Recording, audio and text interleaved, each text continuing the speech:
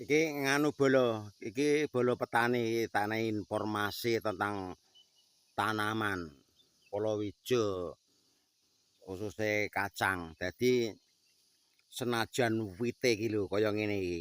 Wite kaya ngene iki to. Ning yo belum tentu iki sak wit iki isine 50 anu gluntung utawa 40 utawa 30 ngono kuwi ya urung tentu. Iki ngen-ngenku nek ngerti wit sing kaya ngene iki mau. Iki isine iki akeh, tetapi yo ora kok bolo. Oh, isine kaya ngene iki bolo.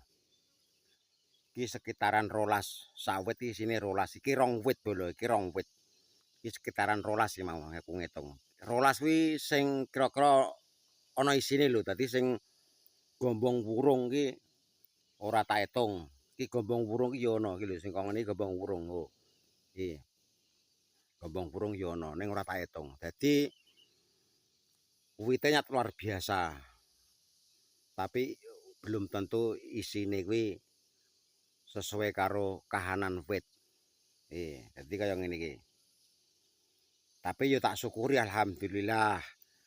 Yo kaya ngopo akeh tak syukuri. Iki yo kanggoku ya wis lumayan. Dadi sine iki gedhi-gedhi.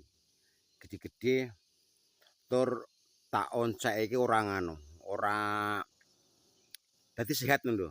Dadi tak onceke sehat kan ana to sing dioncek iki abing cilik ngono wae. Ora iki gedhi-gedhi, jerone tetep yo apik.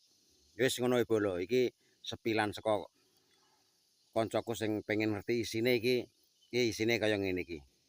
Ya wis ngono wae.